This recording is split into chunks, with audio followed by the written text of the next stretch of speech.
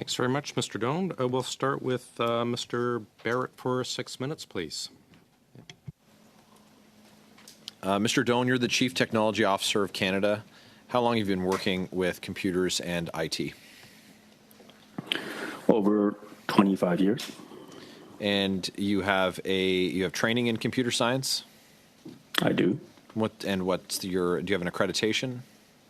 I have a bachelor's degree in computer science. Would you describe yourself as an IT expert? I would. You know how to code, secure data, program. You understand how computer networks work or operate? I haven't coded in quite a while, but I do. So there are investigations now ongoing about the missing emails, deleted emails. And I just want to make sure I understand correctly from your opening statement. Your contention is that because you switched the battery out in your laptop, thousands of records were deleted. I am not a computer expert, but I've switched out batteries a couple of times, and I've never heard of that happening. Would you say that that's quite common? Pour clarifier, je n'ai pas changé la batterie de... Let me clarify. I did not change the battery of my computer. I needed to change the computer as a whole. I was not merely changing the battery of my computer. To change the whole computer, and in the imaging process, someone wiped your computer? I just don't understand. This is not something that I've heard of. Usually, there's quite robust processes. The IT staff here at the House of Commons, for example, in my experience with IT working with Department of National Defense, I've never heard of anything like this, and it's just it seems incredible to believe that that's the story that you'd have us accept today. But it's incredibly convenient for you that these documents are missing. So how is it that you're both the victim of something that's exceedingly rare, but also the beneficiary of something that's exceedingly helpful for you? Thank you for the question. Corrupt, what the technical term is corrupt PSTs. Corrupt PSTs are actually not exceedingly rare, fairly common. It's actually so common that Microsoft put a tool in every Windows computer to fix them. In terms of what you say, it is absolutely correct. You get a new computer, it is imaged, but in transferring, it's no different than if you were to get a home computer on a new home computer, you would want to transfer files from your old one to your new one. So in that transfer, that is where the corruption occurred. So it was fairly standard. You transfer files over and there was a corruption. That's what occurred. So as Chief Technology Officer of Canada, the practices that are in place currently now see quite commonly that when government employees swap out their hardware, that thousands of files go missing. And, with that being your contention, isn't that being, the state of play, your accepted standard, doesn't that compromise your ability to abide by federal law and information retention policies? So when this occurred, I was not the Chief Technology Officer of the Government of Canada. I was the CIO of CBSA.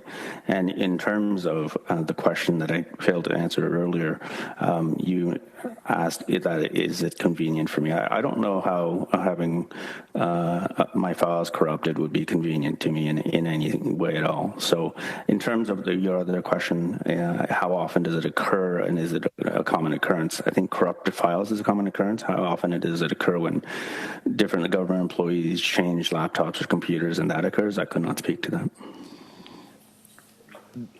A minute and a half. The destruction of emails and other documents, of course, are relevant to the information requests as it relates to allegations about your involvement in the $60 million Arrive scam and involvement with GC Strategies. Of course, the destruction would be to your benefit if you were attempting to cover up your activities, attempting to camouflage things that you had done.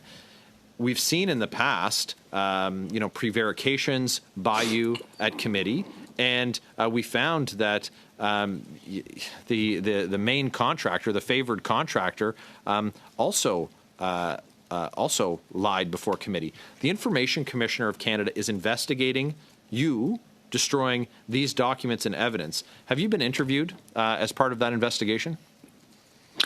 Non, personne m'a contacté de ce. No, no one has contacted me from that office. To come back to what I said at the beginning, the fact that there was corruption of files are no longer on my computer, it doesn't mean that those emails don't exist any longer. All those emails exist in email boxes of all those who received emails from me. It's the same for any of you members. Dozens, if not hundreds, of other people's computers. It makes the investigation exceedingly difficult when the agency you were with at the time has now been noted to have of the worst record keeping that's been seen in the history of the federal government, it's again far too convenient and simply not believable what you're offering, sir. I'm afraid that is our time. Mr. With Mr. Brock for 5 minutes, please. Thank you, Chair. Mr. Doan, you'll agree with me that long before Mr. McDonald, Mr. Utano stated emphatically that you had lied to committee not once but numerous times, you in fact were friends with Cameron McDonald. Isn't that correct? I would consider him a very close colleague that I got along with. Yes. I'm looking at a text exchange from October the 24th, 2022, between yourself and Cameron McDonald, where you're joking around, talking about your upcoming appearance at committee. This was your first appearance. You were joking around saying, my first line at committee next week, Tina made me do it. My second line, Cameron McDonald, Mac, not Mick, Mr. Speaker, did everything behind my back. You were joking. Mr. McDonald knew you were joking. Mr. McDonald said, yes, this entire thing is brutal. And then you stated something very interestingly. You said, I quote, my issue isn't talking. I'm rather good at running my mouth. Now, I take that to mean I'm pretty good at telling tall tales. And I would suggest very strongly that's precisely what you have done on the last two committee appearances, and that's what you're starting to do right now. You are very good at telling lies, Mr. Doan. Furthermore, you continue, and Mr. McDonald says in response, ha ha, oh, I wasn't worried. You then said, my issue is what I want to say versus what I can say. Can't throw PHAC, public health, under the bus. Can't throw ministers under the bus. It's hard to explain the complexity and cost of this thing without doing that. So, several questions, Mr. Doan. Starting with PHAC. Who at PHAC are you trying to protect? Thank you for the question. I'm not, first of all, I do not recall those exchanges. I'm not questioning them. I don't recall exchanges I sent 2 years ago. I send hundreds of texts a day. But in terms of protecting anybody, there is nobody to protect. In terms of the question of throwing people under the bus, the PHAC were the business owners. They defined the requirements. I think it was well stated here. There are, I believe, to memory, over 80 OICs. Those were not CBSA OICs. We had to react. We were working around the clock to meet the requirements. Thank you, Mr. Doan. I only have 5 minutes. I'm reclaiming my time. To your point that you don't recall, these text messages are probably still on your phone, unless, of course, they mysteriously got deleted as well. Okay, so I encourage you to review your phone messages, from just over a year and a half ago. Can't throw ministers under the bus. We already know about the difficulties you had with Minister Mendicino, who wanted someone's head on a platter, and you threatening Mr. McDonald to throw him under the bus. Are you still protecting Minister Mendicino? Thank you for the question. Those are allegations and not facts, and they're allegations from an individual. Mr. Doan, very straightforward question. Are you still protecting Minister Mendicino, now known as MP Marco Mendicino? Yes or no? No, I have no reason to protect him. Then why would you say that emphatically in a text message? Why would you give the illusion that you want to say more, but you can't? No. You swore to tell the truth. You affirmed to tell the truth, not only today, but on your last appearance. You can't have it both ways. You can't just give us some of the evidence and hold back relevant details. Your affirmation is to give us the straight goods, Mr. Doan. No one forced you to write these text messages. This came from you. So what is it you really wanted to say, but you felt compelled that you couldn't? Who are you protecting, and what are you hiding, Mr. Doan? Is the relevant question. What are you hiding? Mr. Chair, I'm trying to answer the member's question. What are you hiding? You have about 10 seconds. I have nothing to hide. I have nobody to protect. It was a very stressful and difficult time, and we were responding to the pandemic and the needs of FAC and others. Thank you, John. Thank you very much. We'll now go to Mrs. Block, please, for 5. Thank you very much, Chair. Mr. Doan, you have appeared at this committee twice before, and unfortunately, you have been evasive and refused to clearly answer direct questions, and we're seeing that again today. This has resulted in you asserting falsehoods, which have been refuted since your last appearance by witnesses that have since attended this committee. During your appearance on November 14th, 2023, and again today, in your opening remarks, you stated in relation to the 2 options for ArriveCan that were presented to you, that there was no company associated with the second option. And that's a quote from your testimony on November 14th. And this was in reference to the GC Strategies option, which I believe you reiterated again today. However, Mr. Doan, we have been given the slide decks of the 2 options which were presented to you, both the Deloitte slide deck and the GC Strategies slide deck. And what we can see on the Deloitte slide deck, there is no logo or anything to indicate which company is behind that option. Yet you knew that it was Deloitte. On the GC Strategies slide deck, there was the logo of their primary subcontractor, Distill Mobile. Yet you claim to have had no knowledge of which company was responsible for this option. Why did you lie to this committee at that time?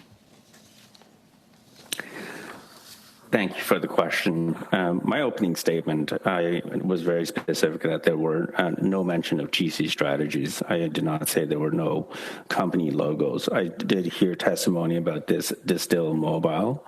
When I went back into the records after hearing that testimony, there are many versions of that particular deck that you spoke of that was developed in a very short period of time. There was early on Distill Mobile, which it's not GC Strategies. And should I have known that Distill Mobile was the subcontractor at that time of GC Strategies? I did not. And then you will also see in evidence that I believe CBSA can or has provided that subsequent to the different versions that were coming fast and furious, the later versions of that deck, the Distill Mobile logo mysteriously disappears as well. But in my opening remarks, I did not say that there were no company logos. I specifically said there was not a reference to GC Strategies. Correct. And I would suggest that that is just an example of an evasive answer, which you could have provided at the time.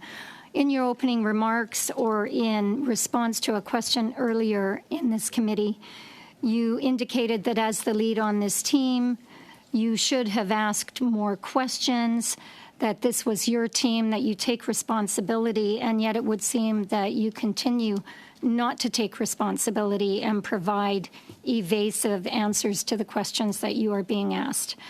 During your appearance before this committee on October 24th, 2023, you indicated that your hiring at Treasury Board was through a competitive process.